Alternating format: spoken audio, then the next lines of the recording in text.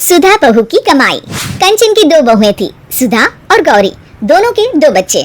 गौरी नौकरी करती, पैसे कमाती और लोगों को बातें सुनाती, तो वही सुधा अपने और गौरी के बच्चों को पढ़ाती, लिखाती, उनका ख्याल करती और घर का सारा काम भी करती। लेकिन फिर भी कंचन को पसंद थी गौरी। बच्चों चलो उठो, स्कूल का टाइम हो रहा है। भाभी इन लोगों को आप अपने कमरे में ही सुला लिया करो ना, मैं डिस्टर्ब होती हूँ। वैसे भी आप क्या जानो ऑफिस में कितना काम होता है। अरे वाह, मैं तो चाची के पास सोऊंगा। अरे नहीं नहीं बेटा, बच्चों को माँ के पास ही सोना चाहिए। ये बोलकर सुधा बच्चों को साथ लेकर बाहर आ जाती है। अरे सुधा, क्या रोज रोज गौरी के कमरे में चली जाती है? पता है ना वो नौकरी करती है, थक जाती है बेचारी। तो क्या माँ बच्चे स्कूल नहीं जाएंगे? वैसे भी सुबह की पढ़ाई दिमाग पर ज्यादा असर करती है, इसलिए मैं इन लोगों को सुबह जल्दी उठाकर दिन में सुला भी देती हूँ। अच्छा ठीक है, ज्यादा समझदारी ना दिखा। इतनी समझदार होती ना तो आज किसी दफ्तर में अफसर होती। तभी सुधा के ससुर बोल पड़ते हैं, है तो अफसर, मेरे घर की लक्ष्मी और अफसर सब मेरी सुधा बिटिया ही है। अरे चुप रहो जी, मती मारी गई थी, बोल रही थी कि दोनों बहुएं कमाओ आनी चाहिए, लेकिन आप तो माने ही नहीं, मती मारी गई थी आपकी। तभी सुधा सास को चाय का प्याला पकड़ाती है। अगर ये भी दफ्तर जाती ना तो कौन हमारी इस उम्र में सेवा करता, सोचा है कभी? सुधा का ज्यादा ध्यान बच्चों पर होता। देखो बेटा, रट्टा करके पढ़ाई नहीं होती, गणित समझने का विषय है, मैं बताती हूँ। और वो चारों बच्चों को अच्छे से पढ़ाती। अरे भाभी ये लीजिए चेक, स्कूल की फीस आज जमा कर देना, मैसेज आया था। तभी सुधा का पति भी वहां आ जाता है। सुधा, आज रात को तैयार रहना, हम फिल्म देखने चलेंगे, रात का खाना भी बाहर खा लेंगे। नहीं जी, कल राजू की परीक्षा है, मैं नहीं जा सकती। अरे राजू की परीक्षा है तो गौरी है ना, पढ़ाए अपने बच्चों को, तुम्हारी भी तो अपनी जिंदगी है ना। अरे कैसे बोल रहे हैं आप, क्यों गौरी पढ़ाए? आपको तो पता है कि वो सिर्फ मेरे समझाने से ही समझता है। पति वहां से चला जाता है। धीरे धीरे बच्चे बड़े होते जाते हैं। एक दिन गौरी और गौरी का पति, भैया मैं और गौरी कुछ दिनों के लिए बाहर जा रहे हैं, घर में रह रहकर उब गए हैं, कुछ दिनों की छुट्टी है, सोचा मन बदल जाएगा। अरे तुम लोग तो रोज बाहर जाते हो, घूमते हो, कभी सुधा को भी लेकर जाओ, वो भी तो घर में रह रहकर ऊब गई होगी, थोड़ा चेंज मिल जाएगा उसे। कैसी बात कर रहे हैं पिताजी, ये जो घर चल रहा है वो हम लोगों के बाहर जाने से ही चल रहा है। और हाँ, हमने कभी मना नहीं किया कि भाभी बाहर ना जाए।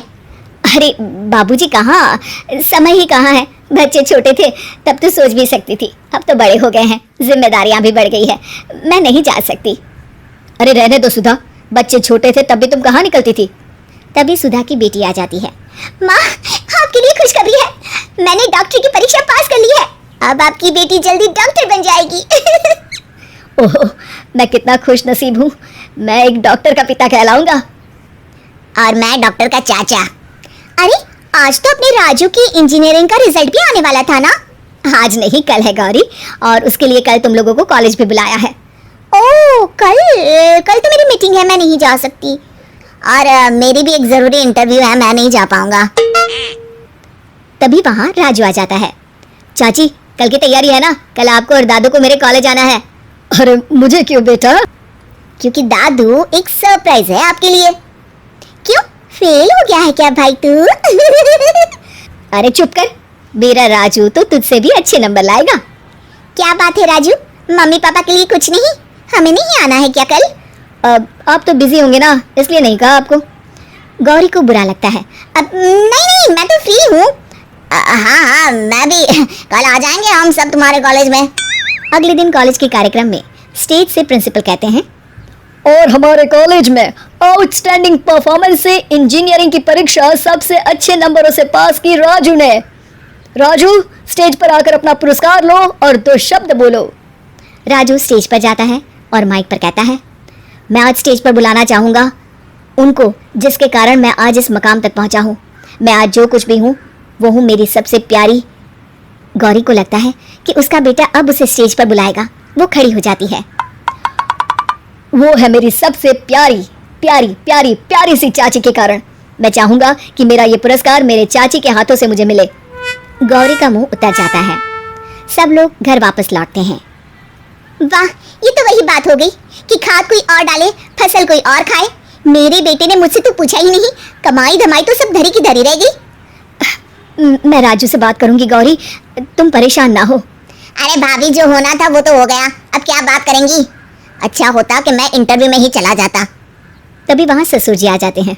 अरे बेटा, कमाई सिर्फ पैसों की ही नहीं बल्कि असली कमाई तो आपके संस्कारों की होती है, जो सुधा बहू ने कमाया। बच्चों के लिए दिया उसका त्याग और बलिदान, तो रंग तो आना ही था एक दिन।